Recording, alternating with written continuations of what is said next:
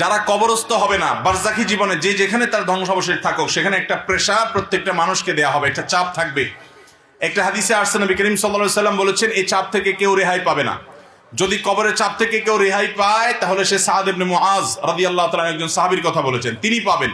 এছাড়া আর কেউ কবরের চাপ থেকে রেহাই পাবে না। তবে এটা আলমুল গায়েবের বিষয়, কেমন হবে সেটা একমাত্র আল্লাহ ভালো জানেন। এটা ঠিক, যারা ঈমানদার তাদের চাপটা হবে সহনীয়, যারা বেঈমান তাদের চাপটা হবে অসহনীয়।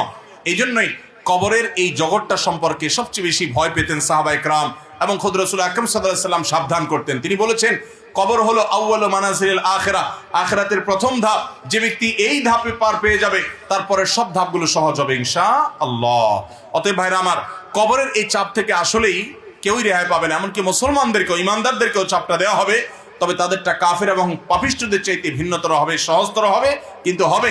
সে হাদিস কিন্তু আছে, তার ধরন কেমন হবে সেটা একমাত্র আল্লাহ তাআলা ভালো জানেন। এই জন্যই কবরের এই জায়গাটা নিয়ে আমাদের সব সময় চিন্তা থাকা উচিত, পেরেশানি থাকা উচিত। বিশেষ করে এই কবরের যে আযাব হবে, সওয়াল জবাব হবে, এগুলো থেকে মুক্ত হওয়ার জন্য, বিশেষ করে আযাব থেকে বাঁচার জন্য আমাদেরকে কিছু আমল করতে হবে। যেমন যারা চগলখড়ি করে তাদের কবরের আযাবের আশঙ্কা বেশি হয়, এই জন্য চগলখড়ি ত্যাগ করা এটা কবরের আযাব থেকে মুক্ত থাকার জন্য পূর্ব শর্ত।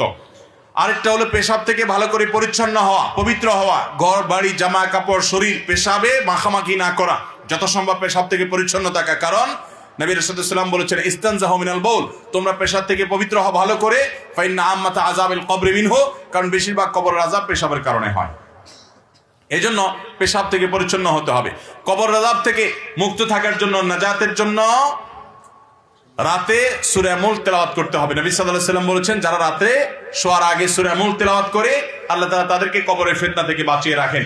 ঠিক একইভাবে কবর আযাব থেকে বাঁচার জন্য সাধারণত যে কোনো গুনাহ থেকে আমাদের বেঁচে থাকতে হবে।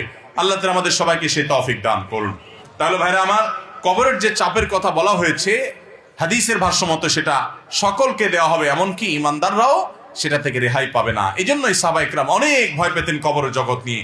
এইখানে নাজাত তো বাকি সবগুলো নাজাত। আল্লাহ আমাদের সবাইয়ের কবরের জগৎটাকে সহজ করুন এবং বারজাখী জীবনে আমাদেরকে আল্লাহ তাআলা সকল আযাব ফিতনা থেকে বাঁচিয়ে রাখুন।